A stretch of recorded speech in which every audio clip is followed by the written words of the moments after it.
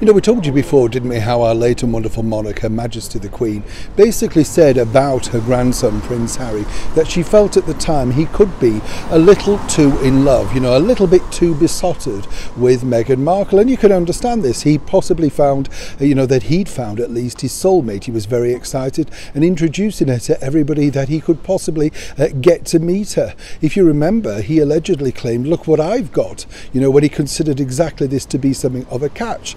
Of course, Meghan, being a former cable TV actress, to him not only was beautiful, but of course was something of a, you know, a bigger catch, if you like, a bigger fish. She moved in circles that he didn't necessarily know too much about.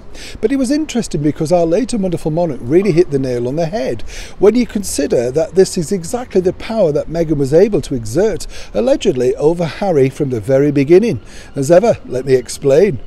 Hi, good morning. How are you? Nice to see you today. And as ever, thank you so much for joining me. Thank you also for your lovely comments about the late, sadly, the actor Matthew Perry. Yes, you know, as I said, I did meet him. Very, very sad. He seemed to be, though, a very sad man, as I said. You know, maybe it was just that moment in time. But, you know, he had flashes of fun. You know, there's no two ways about it. But I did kind of wonder why on earth he wasn't enjoying the success that he'd worked so hard for. I did find that a little bit baffling, you know. Even though his play was doing incredibly well for him here in London, he just didn't seem happy. You never truly know what's going on behind someone's eyes, do you? But terribly sad loss, only 54 years old.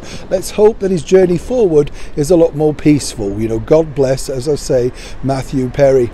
Back as ever to your royal story of the day. What's interesting here is, you know, way back when Harry and Meghan decided to get married at St. George's Chapel, there were all sorts of stories where they're not back and forth about what was going to happen, and we were literally on that particular thing all the time, you know, particularly for the channels that I was working for, zipping around everywhere, from the dress designers, the cake maker, you name it, we covered it. Of course, then though, everybody was looking towards the evening entertainment, who was going to be providing that, and you know, how spectacular would it be? Well, according to a very well placed source, the one thing that Prince Harry truly wanted for that particular evening, that night, was none other than this. That's right, these, the Spice Girls. Now you can understand, Harry had loved the Spice Girls for many years, had a bit of a crush on Emma Bunton, and his late mother, Princess Diana, had organised a private visit for the girls to Kensington Palace and other subsequent visits. You know, they became very chummy with them during that particular period, their height of fame. It's hard to just say how popular the Spice Girls were at that point.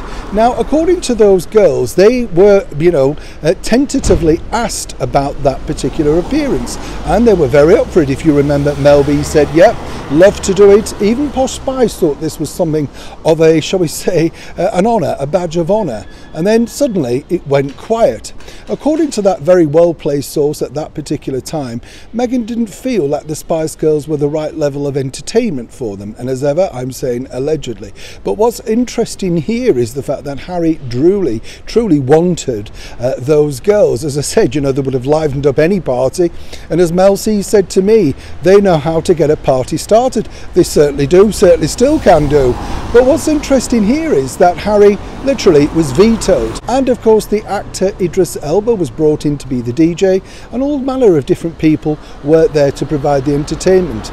But isn't it strange that on that particular night, which was a celebration of both of the start of their brand new lives, that Harry wasn't even allowed a little bit of spice? Strange when you think about it, is it not? But maybe not, now when you can see into the future. Neil Sean in the very heart of London.